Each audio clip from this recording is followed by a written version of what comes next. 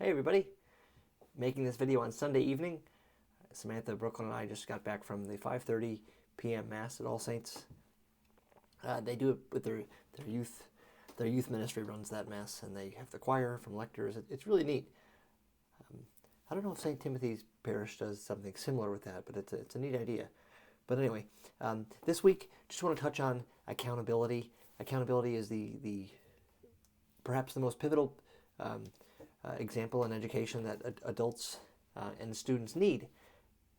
We all are looking for guidance, for direction, for an example, and we are blessed with the ability to be that example for our students, for our parents, and how we teach, and how we behave in society, and how we and in some instances how to parent.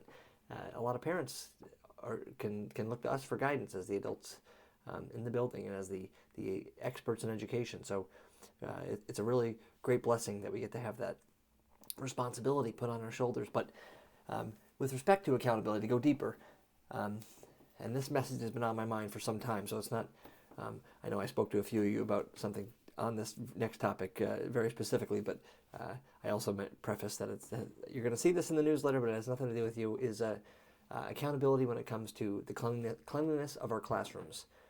When we think about our classrooms and how at the end of the day they could be a bit messy, and a lot of times the mentality could be, the cleaners will get it, or if a kid makes a mess at lunch, don't worry about that, the maintenance team will get it. But I don't know about you, but that is not a culture I would want to be a part of.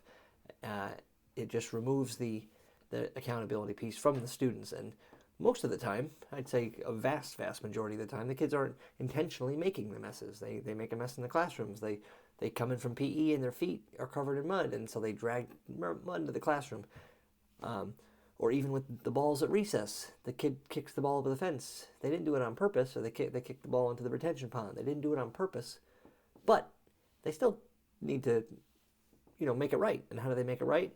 By go getting the ball from around the fence, by go getting the ball out of the retention pond, even though their feet might get wet.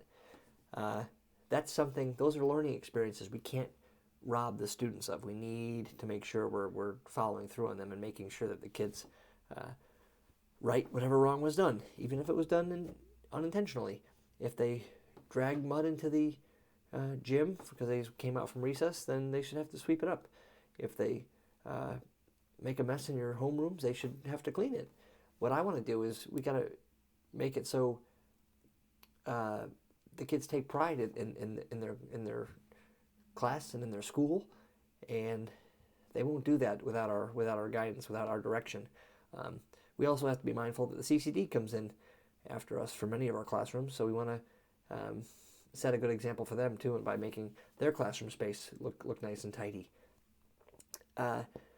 Our motto should be that the classrooms should look as pristine as we left it, as they did when we came in the morning. And much of that is on the shoulders of the students. So put that onus on them. I would really stress the importance of the cleanliness of the halls, of the classroom. And one way to do that would just be assign a classroom cleaner for a week, or a sweeper, and then, or two sweepers, whatever, however you want to do it, and make sure that the room is clean before the kids leave for the day.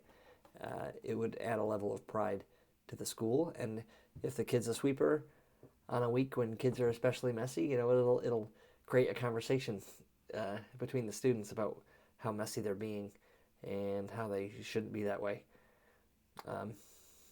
and adds a level of ownership to the school. So accountability is important. It starts with us. Let's keep setting the example as we've been doing, and let's instill that into the students so they can take pride in their school and in their classrooms. See you Tuesday.